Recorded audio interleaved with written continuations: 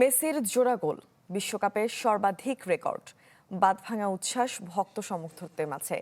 উৎসবে মেতে ওঠে ঢাকা বিশ্ববিদ্যালয়ের টিএসসি চত্বর। আর্জেন্টাইন সমর্থকদের উল্লাসে মুখর হয়ে ওঠে পুরো এলাকা। বিশ্বকাপ ঘিরে বাংলাদেশের মেসি ভক্তদের অভূতপূর্ব উন্মাদনা উপভোগ করে আর্জেন্টিনা থেকে ছুটে আসা ভ্রমণ লেখক এবং কন্টেন্ট নির্মাতারা।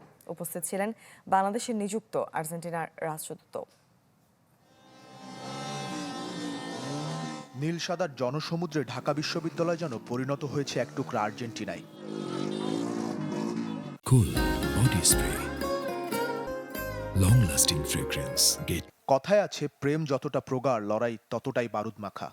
অস্ট্রিয়ার বিপক্ষে মেসির পেনাল্টি মিসে খেলার শুরুতে দর্শকদের খানিকটা হতাশা করলেও এতটুকুও কমেনি সমর্থকদের বিশ্বাস।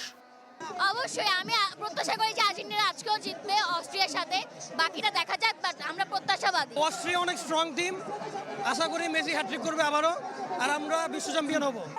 তবে বেশিক্ষণ অপেক্ষা করতে হয়নি। ম্যাচের 38 মিনিটে মেসির পায়ের জাদুতে বল খোঁজে জালের ঠিকানা। আর্জেন্টাইন শিবিরে তখন বাঁধভাঙা উল্লাস। হবেই না কেন, মেসি ভক্তদের উচ্ছ্বাসে মুখরিত হয় ঢাকা বিশ্ববিদ্যালয় এলাকা। বড় পর্দায় বিশ্বকাপের ইতিহাসে সর্বাধিক গোলের কীর্তি গড়ার মুহূর্তে মাতোয়ারা দর্শকরা। সেই উল্লাস আরও বাড়ে ম্যাচের শেষ মুহূর্তে মেসির দ্বিতীয় ঝলকে। সমর্থকদের আনন্দের ষোলকলা পূর্ণ হয় ফুটবলের জাদুকরের দ্বিতীয় গোলে। মেসি মেসি ধ্বনিতে মুখর হয় হাজারো কণ্ঠে। মেসি তো এক গোল দিয়ে আমাদেরকে বুঝাই দিয়েছে, সাথে আমার ভাইকে একটা বোনাস হিসেবে দিয়েছে। Bonus bonus bonus bonus bonus. Messi এক্সাইটমেন্টটা একটু ওভারওয়েলমিং লাগছে, বাট গোলটা ছিল অ্যামেজিং। মেসি আজকে আর্জেন্টিনা 5টা গোলের মধ্যে মেসি 5টা স্কোর করেছেন। We expected a hat-trick today.